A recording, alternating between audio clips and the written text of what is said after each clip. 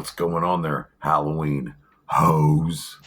It's your boy, the horror host with the most boils on his ass. Yeah. The most putrid soul around. The weirdest personality you can come across.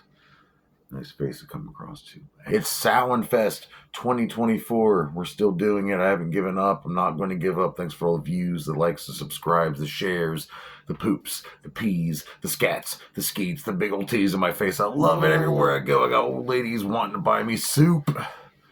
Fucking A. All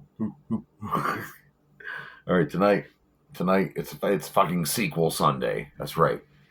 If you ever noticed, every Sunday I like to do sequels. Tonight we're going to do a great sequel.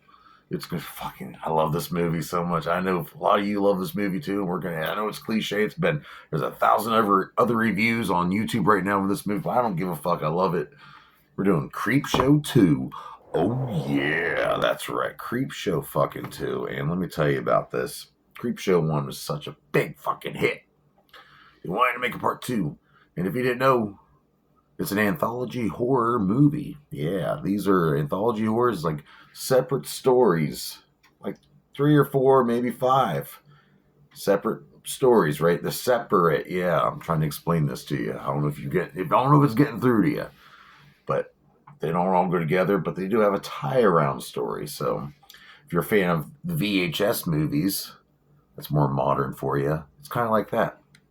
But starts 2 horror icons. The late great George A. Romero and Stephen King. They wrote and directed the first movie, and Stephen King was in that great one where that meteor hits him and got meteor shit all over him and turns into a plant and the whole earth gets turned into a giant grass field. Great movie. Well, they made a part 2, Creepshow 2. Came out in 1987. And it's directed by Michael Gornick. Now, Michael Gornick, he was the cinematographer for the first Creepshow movie, and it is written by George A. Romero, and these are based off some of Stephen King's stories, and George A. Romero was the director of the first Creepshow, so now he's the writer of this one. Okay, and the budget for this was $4.1 million, and the box office was a banging $14 million, and that was a lot of money back then. And it was put out by New World Pictures, and it's just great. This one here, now the first Creepshow movie I reviewed last year. You can go back, there's a playlist, look for it, don't be lazy. You can see my review from last year of Creepshow 1.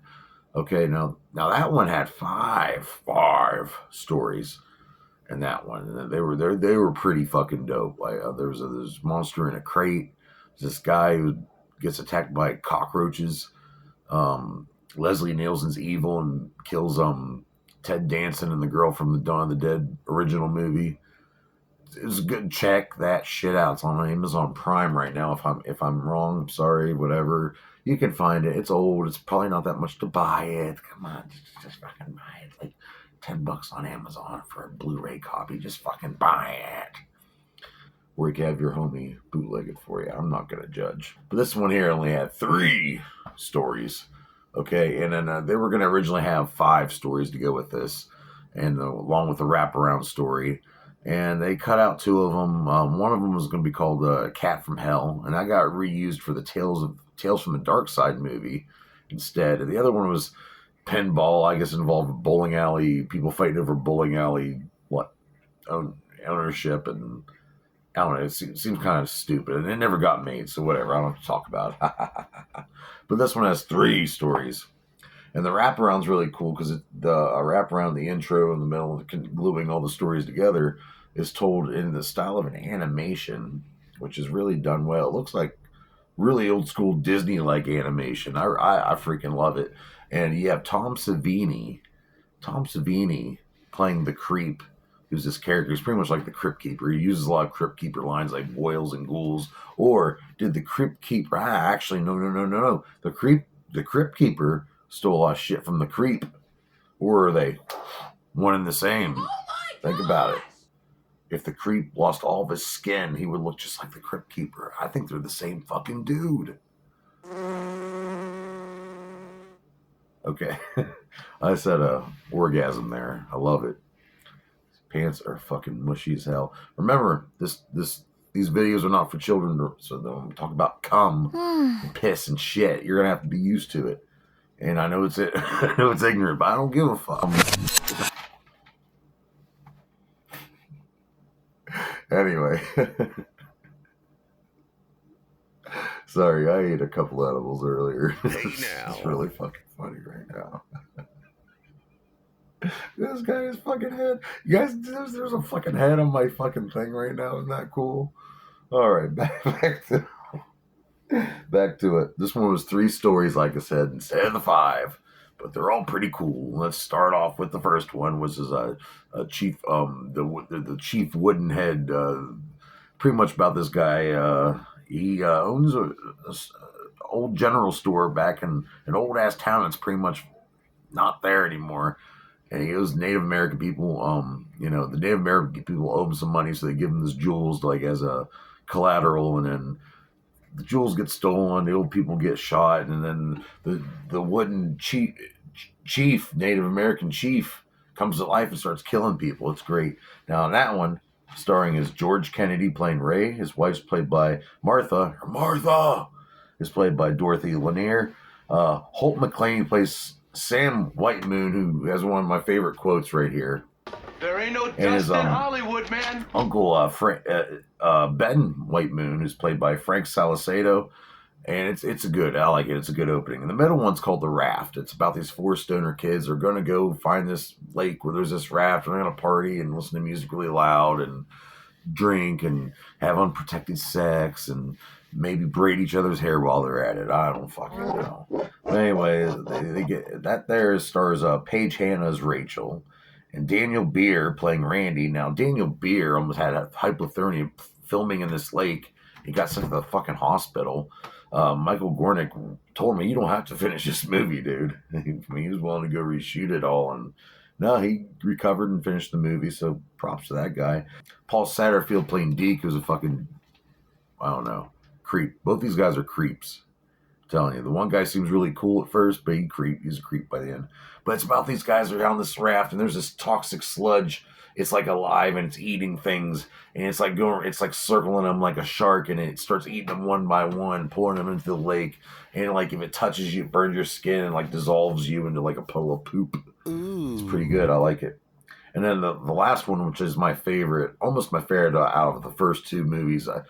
Fuck part 3. All right, we'll talk about part 3 next year on Samhain Fest 2025. But it's the Hitchhiker, and about this chick. She's pretty well off, has a rich husband, but she's cheating on him and buying hookers. It starts off with her paying off her gigolo, not a juggalo. Well, maybe no, it was just gigolo because he looked pretty preppy to me, but Stephen King appears in this short as the truck driver because this woman's on the way home from having sex with a gigolo before her husband gets home because she knows she's going to get in trouble. Well, she hits a fucking hitchhiker, hit and run. And Stephen King plays this truck driver. It's really funny. He plays this part. And then Tom Wright plays the hitchhiker. The poor guy gets creamed, but as she's driving home after the hit and run, she starts seeing his ghost, and he starts creeping on her everywhere she goes. He's following her. This scared the shit out of me as a kid. I mean, I still go back. There was this scene when you first see him as the ghost or the Walking Dead version of the hitchhiker. You fucking barely see him in the back of this window as she's passing by. It's so well shot. I fucking love this. And playing Mrs. Lansing, that's gonna cost you. It's Lois Chiles, and yeah, this is a good movie, and it had a pretty good soundtrack by Les Reed and Rick Wakeman. It has a really cool fucking kick-ass theme, and I love this movie. I remember watching it on TBS as a kid, but it was all censored, of course. I didn't see all the titties, but I have a copy of this. It's great. Go out and watch it. It's such a good. It's fun. It's stupid too. Don't get me wrong. It is fucking dumb, but it's cool and fun dumb. You know what I mean, man? And what do I rate the movie? What do I rate Creepshow? Just because I can watch it multiple times a year, and just because I'm going to give it 4.5 out of 5 dog dicks, and that's a great fucking rating. So join me here tomorrow night on Samhain Fest 2024. We're gonna do some more, we're gonna do more murder, more wicked shit. We're gonna do it. But before we do that, here's a quick clip from the immortal classic, Creepshow 2. Woo woo. Oh fuck.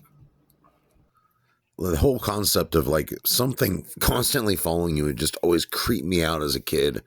But here he is. She fucking hit and run, killed this dude earlier. And I was like, yeah, you know, he's looking for a ride, lady. And this is so awesome. He's all bloody. This scared the shit out of you. This still scares the shit out of me. The whole concept when I'm driving alone real late at night, you know, it kind of creeps me out. But yeah, really good movie. Creepshow 2. Please go out and see this. It's a blessing we got a George A. Romero and Stephen King crossover, you know. Those two were fucking awesome together. Yeah. Samhain Fest, bitches.